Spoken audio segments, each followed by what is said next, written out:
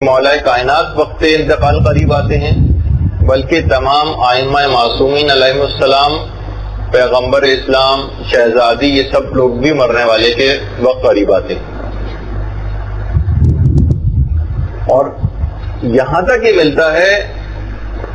بہت سارے ایسے واقعات ہیں۔ خاص طور پر میں ایک ریکمینڈ کروں گا آپ کو، ایک کتاب عبرت انگیز واقعات کے نام سے ایک اردو زبان میں ترجمہ ہو کر آئی ہے، آیت اللہ تہرانی کی ایک کتاب ہے، وہ آپ ضرور لے کر پڑھیں۔ اس کے اندر بہت سارے ایسے واقعات آیت اللہ نے بڑے بڑے علماء کے حوالے سے بیان کیے ہیں۔ تہرانی فرماتے ہیں کہ ایک نوجوان عالم دین تھے، وہ ایک دفعہ ایک ایسی بیماری کے اندر مبتلا ہوئے۔ حکایات کے اندر تو بہرحال خسرہ کی بیماری کا تذکرہ ہے، اور خسرہ کی بیماری جو میزلس ہوتی ہے، جب واقعی اس میں کمپلیکیشن ہو جاتی ہیں تو اس کے اندر مرنے تک کے خطرات ہوتے ہیں۔ تو بہرحال مرنے کے قریب وہ پہنچ گئے، تو بہرحال ان کی جو ماں تھی وہ ان کو لے کر 7ویں امام کے روضے کی طرف ان کو لے کر آئی، اور جب وہ بالکل، وہ فرماتے ہیں کہ جب میرے انتقال کا وقت قریب آیا تو اس وقت میری ماں میں وہاں پہ موجود نہیں تھی، اور وہ دعا کرنے کے لیے مکان کی چھت پر چلی گئی۔ اچانک میں نے دیکھا کہ مولا کائنات آئمہ معصومین علیہ السلام تشریف لے آئے اور کہا کہ ہمارے ساتھ چلو گے؟ میں نے کہا ہاں۔ تو میں ان کے ساتھ جانے کے لیے تیار ہوا۔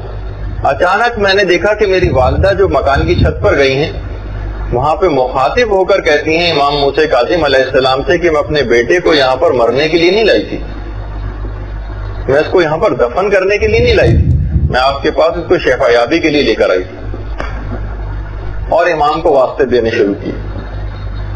اسی وقت اچانک میں نے دیکھا کہ امام موسیٰ کاظم علیہ السلام تشریف لائے،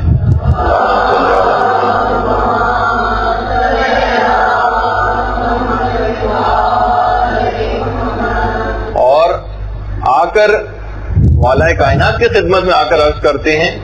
کہ اس نوجوان کی والدہ نے مجھ سے توسل کیا ہے، میں آپ سے درخواست کرتا ہوں کہ اس نوجوان کی زندگی کی مدت کو بڑھا دیں، اس نوجوان کی زندگی کی مدت کو بڑھا دیں۔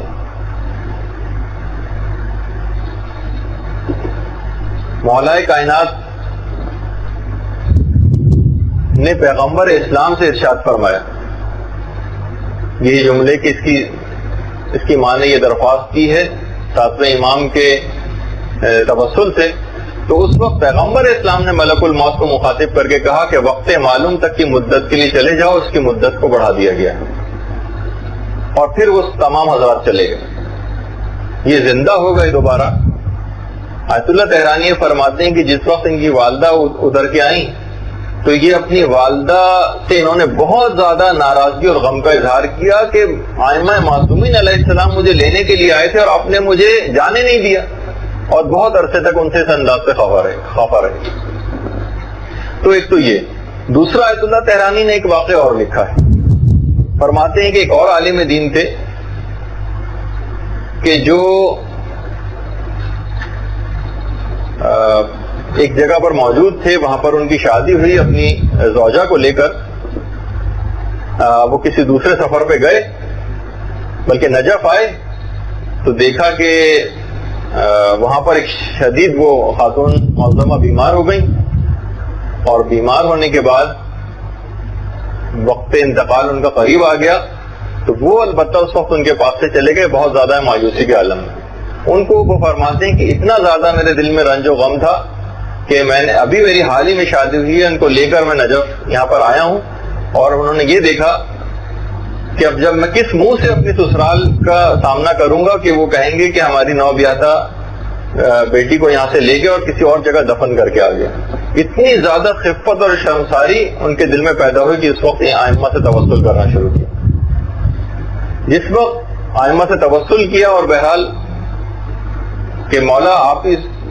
مجھے اس سے نجات دلائیے جو خفت و شرمندگی مجھے اٹھانی پڑے گی، واپس آ کے دیکھا تو ان کی زوجہ حشاش بشاش بیٹھی ہوئی لیکن سخت ناراضگی کا اظہار کر رہی، اور کہنے لگی مولا متقیان علی بن ابی طالب مجھے لینے کے لیے آئے تھے۔ اور تم نے مجھے ان کے ساتھ جانے نہیں دیا. خود مولا نے کہا تھا کہ ہمارے ساتھ چلنا پسند کرو گی؟